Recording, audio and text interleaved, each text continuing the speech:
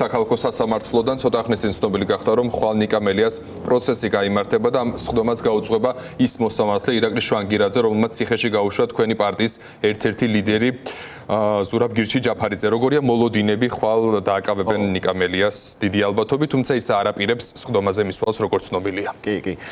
მოგესალმებით, მივესალმებით მაყურებელს. როგორც იცის ჩვენმა მაყურებელმა, დღეს უნდა ყოფილიყო სხდომა, პროცესი, მაგრამ გადადეს და გაურკვეველი იყო, როდის გადაიდებოდა.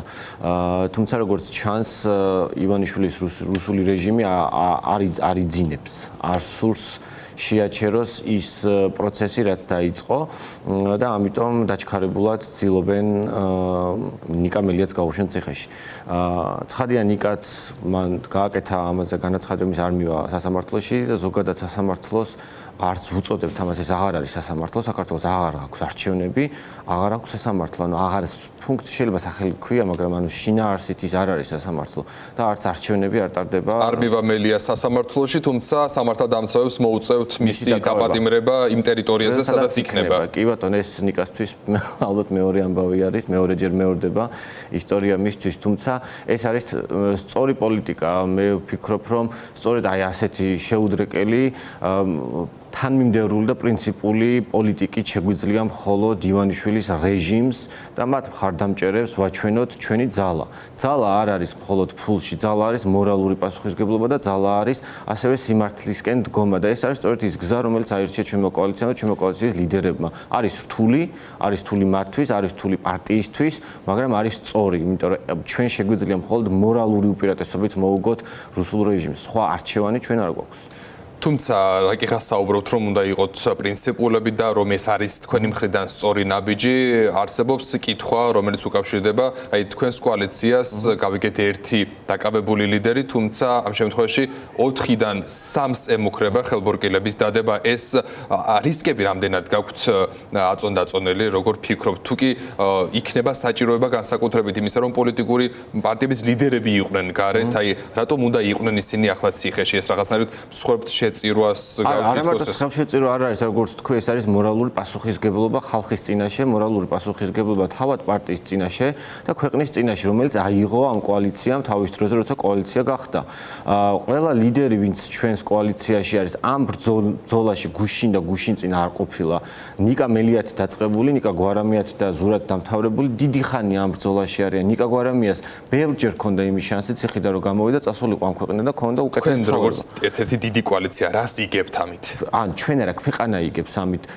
ჯერ ერთი რო ქვეყანა იგებს ამით, იმიტომ რომ ქვეყანას სჭირდება თავგანწირვა, ქვეყანას სჭირდება აჩვენოს ხალხს, რომ თავგანწირვა არის გადარჩენის გზა. ეს თავგანწირვა არის მნიშვნელოვანი ხალხისთვის, ვინც ქუჩაში დგას რამდენი ხნის მანძილზე, 180 დღე არის აპროტესტებენ, მათთვის მნიშვნელოვანია, მათთვისაც мотиваცია არის ეს, რომ პოლიტიკური ლიდერები, რომლებიც თავს წირავენ და მიდიან ციხეში, ეს არის მათთვის დამატებითი ენერგია და ძალა, ასევე დამატებითი ენერგია და ძალა არის პარტიის სხვა ლიდერებისთვის. ჩვენთვის იმისთვის რომ ეს რაღაცა ჭადრაკის დაფასავით არის მებრძოლები რომლებიც წინახაზე არიან გზას უთმობენ უკან დგას და ჩვენ გადავალთ წინან პარტიას ამხრივ არაფერი პრობლემა არ ექნება პარტია განაგრძობს. გასაგებია, რა შეეხება სხვა პარტიებს ეს რაღაცნაირად ხომ არ არის მათთვისაც სიგნალი და ხომ არ ფერხდება მათ მიმართაც გადაწყვეტილება, რომელიც შესაძლოა ქონდეთ ეს გადაწყვეტილება შესაძლოა დიდი ალბათობით უკავშირდებოდეს თვითმმართველობის არჩევნებს, თუ კი ნახევარი პოლიტიკური პარტიის ლიდერები იქნებიან ციხეში საპატიმროში, ბუნებრივია რაღაცნაირად მათაც ექნებათ დილემა მიიღონ თუ არა მონაწილეობა თვითმმართველობის არჩევნებში. რა თქმა უნდა, ეს არის მეორეული საკითხი, სწორედ ჩვენი ლიდერების ციხეში წასვლის იმ კრიმინალურ არჩევნებში, რასაც ქართული ოცნება ჩაატარებს ოქტომბერში თვითმმართველობის არჩევნებში, იქ მონაწილეობა არის დამღუპელი ქვეყნისთვის, დამღუპელი ზოგადად ოპოზიციური სპექტრისთვის, იმიტომ რომ ჩვენ გამოცდილება გვაქვს ბელარუსის, რუსეთის, ავტორიტარული ქვეყნების, სადაც ოპოზიცია თამაშობდა ავტორიტარების თამაშის წესებით, მათ ყოველთვის წააგეს და უფრო მეტი ძალადობით დაუბრუნდათ უკან. ჩვენ ნახეთ, რომ ბელარუსიაში როგორც კი ოპოზიცია შევიდა რაღაც არჩევნებში, რომელიც წინასწარ განსაზღვრული იყო, რომ იქნებოდა არასამართლიანი, ამით დრო მოიგო სისტემამ და კიდევ უფრო მეტი ეგრეთ წოდებული ხალხის მანდატით უკვე გაყალბებული არჩევნებიდან აღებული ხმებით, რომელიც მოპარული იყო ცხადია, გაიმართლა თავისი ძალადობა, რომ აი ხალხის მანდატი მისცა. ივანიშვილს რა ჭირდება დღეს? ჭირდება, რომ თვითმმართველობის არჩევნებში ოპოზიცია შევიდეს, ცხადია. მოიგოს არჩევნები და მას გააკეთებს, იმიტომ რომ მას აწყობილი აქვს სისტემა და მე ამ მანდატით, რომელიც ეგრეთ წოდებული მანდატით, ისევ ოპოზიციას დაარტყას და უთხრას ხალხს, რომ აი ნახეთ, ესენი კიდევ როგორი წარუმატებლები არიან, ანუ მათ არ ქონდათ არანაირი მოგების საშუალება და განადგურდნენ და მე აკრძალვის კანონი რაც აქვთ მიღებული, იმასაც მიაყოლებენ და სრულ დიქტატურას და რატო უნდა შეყვეს ვინმე ივანიშვილს თამაში, როცა თამაშის წესები ჩვენ შეგვიძლია დავაწესოთ და სწორედ ჩვენი ლიდერების გადაწყვეტილებით ეს არის ჩვენ ვაწესებთ თამაშის წესებს. აი თქვენი ინფორმაციით ახლა ბატონ გიორგი მიიღებენ თუ არა კონკრეტული პარტიები მონაწილეობას ჩვენ ვიცით გიორგი გახარიას პოზიცია არ გამორიცხავენ ისინი მონაწილეობას თვითმმართველობის არჩევნებში რაღაც ეტაპზე ხომ არ ფიქრობთ რომ შესაძლოა დადგეს ის დროს მომენტი რომ გახარიამ ეს გადაწყვეტილება შეცვალოს ასეთ რამეს უშეცვლის. გახარია შეცვლის გადაწყვეტილებას და ლილოც შეცვლის გადაწყვეტილებას უბრალოდ უფრო მკვეთრი გახდება ის პროცესები რაც ჩვენ წინ გველოდება ეს არ ეხება მარტო პოლიტიკოს ეხება ასევე არასამთავრობო ქართულ არასამთავრობო სექტორს ფარას კანონი ამოქმედება 10 ივნისიდან და სიგნალები არის უკვე იმის რომ დიდი NGO-ების ლიდერები საფრთხის ქვეშ არიან ასევე ციხეში გაშვების მე წარმოუდგენლად მიმაჩნია და არანაირ მორალურ ღირებულებას და ხაზს არ მიყვება ამის ფონზე რომელიმე პარტიამ რომელიც თავს თვლის პროდასალურ ძალად გადაწყვიტოს წინასწარ განსაზღვრულ ფეიქ ანუ ყალბ არჩევნებში მონაწილეობა მიიღოს და აი ამ ფორმით მისცეს ივანიშვილის ლეგიტიმაცია თუნდაც ჩვენი ლიდერების ციხეში გაშვების ფონზე თუნდაც არასამთავრობო სექტორის დევნის ფონზე ანუ რის საფუძველზე უნდა მიიღონ მათ ეს გადაწყვეტილება წარმოუდგენელი ანუ მათ თუ მორალი საერთოდ დაკარგული ექნება კი ბატონო მიიღონ მაშინ არაფერს განსხვავდებიან ისინი ვინც ამას იზავენ ივანიშვილისგან და მაშინ ვის ვებრძვით ივანიშვილს თუ აქეთ ადამიანებს ვინც ამ მორალურ ხარს დაკარგავენ. რაც შეეხება უნგრეთში მიმდინარე კონფერენციას, რომელსაც ესწრება ივანიშვილის პრემიერ-მინისტრი ირაკლი კობახიძე, მოვისმინეთ მისი განცხადება დეზინფორმაციით სავსე, deep state-ი ახსენა და ასე შემდეგ. რა გზავნილია ეს საზოგადოებისთვის?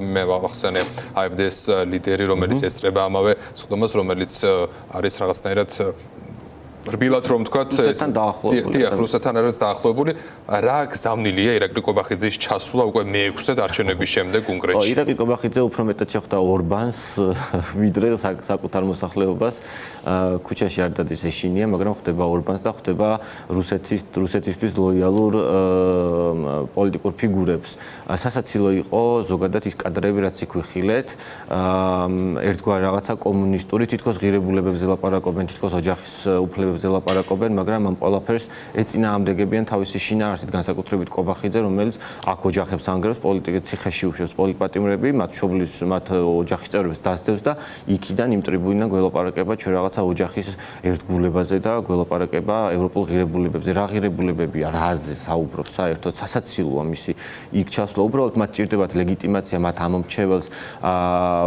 ჯერ კიდევ რომელიც შემორჩათ, რომ აჩვენონ, რომ რაღაცა ფორმით ისინი დასავლეთში არიან წარმოდგენილები, მაგრამ ვინ ელაპარაკება ხო ჩანს, ანუ ვინ იდგა მათ გვერდით, კობახიძემ და ორბანმა ისი აქეს ერთმანეთი, არ ვიცი, ალბათ მეგონა ბოლოს დაუჯახდებოდნენ იქვე.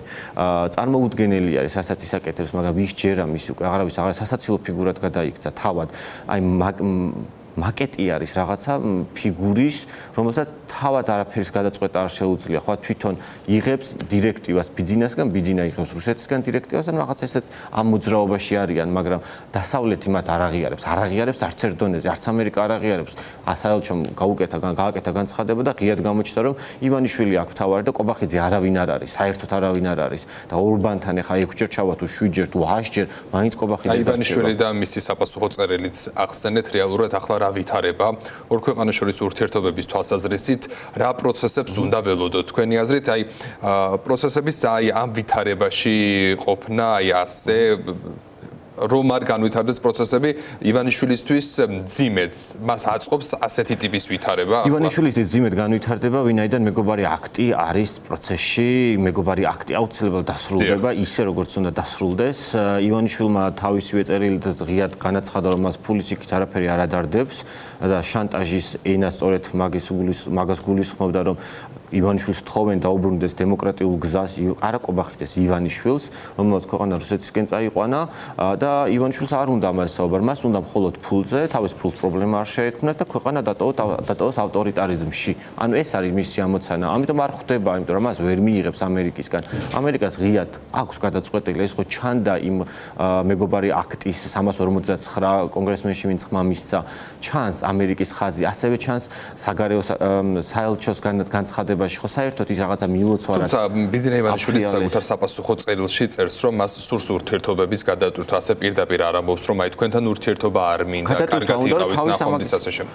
გადატვირთვა უნდა, რა თქმა უნდა, ივანიშვილის მიერ გაჟღერებული გადატვირთვა გულისხმობს, რომ ამერიკა მოითმინოს საქართველოში ხალხის დევნა, ზეწოლა, რეპრესიები, პოლიტპატიმრების არსებობა, არჩევნების დიქტატურა დაამყაროს და ამერიკამ გააგრძელოს დიქტატურასთან ურთიერთობა, როგორც მაგალითად აქვთ ურთიერთობა ჩინეთთან, როგორც აქვთ რუსეთთან, როგორც აქვთ ბელარუსიასთან, შეზღუდული ურთიერთობა, მაგრამ ეკონომიკურ სტრატეგიაზე გადაწყობილი. ანუ ეს უნდა ივანიშვილს არ შეეხოს მას არავინ, გააგრძელოს თანამშრომლობა ირანთანაც, ჩინეთთან, რუსეთთან, ამერიკასთანაც თუ გამოადგება და გამოიყენოს. ეს საბოლოო ჯამში რა ტიპის მართლობა სასახად რაკიღა საუბრობთ აი ცოტა ურთიერთობა აქვს, ცოტა ურთიერთობა ჩინეთთან, ასე შემდეგ არსად მტრული დამოკიდებულება, მათ შორის რუსებთან ლაპარაკი და ასე შემდეგ. ეს რა ტიპის მართლობა ჩვენი ქვეყნისთვის? ეს არის ბუფერული ზონა, ეს არის რაღაცა ნაცრისფერი ზონა, სადაც დემოკრატია აღარ არსებობს კრიტიკული ხმა, აღარ არსებობს კრიტიკული მედია, არსებობს მდიდარი კლანი, რომელიც მართავს ქვეყანას, ეს გამოცდილება გვაქვს დანარჩენი ჩამოთვლილი ქვეყნებიდან, არის უკიდურესად სიღარიბე ქვეყანაში და გამდიდრებული ერთი კლანი, რომელიც მართავს ქვეყანას, რომელიც მთლიან ეკონომიკურ ბენეფიტებს იღებს იმ ქვეყნებიდან, რაც ჩამოთვალე. დანარჩენი არის გაღარიბებული, დაცლილი. ეს არის რაც უნდა ივანიშვილს, მხოლოდ თვითონ თავისი კლანი ბედნიერი პუტინი იყოს მასთან ერთად. აი ეს ამოცანა აქვს და ამის მიღწევას ცდილობენ მედიების გაჩუმებით, პოლიტიკოსების ციხეში გაშვებით, პარტიების აკრძალვით და ასე შემდეგ. ის გზა რაც მათ გაიარეს, ეს არის სახელმწიფოს მიტაცება ნელ-ნელა, რომელიც დააჩქარეს მათ და უნდა დაასრულონ ამით. ოღონდ ისე რომ მათ ეკონომიკურ და ფინანსურ ნაწილს საფრთხე არ შეექმნას. ამიტომ სანქციები, რომელსაც მათ უწესებენ, არის მათთვის ძალიან მტკივნეული და ამიტომ განიცდიან. დიდი მადლობა გიორგი სტუდიაში შემოგზავნებისთვის.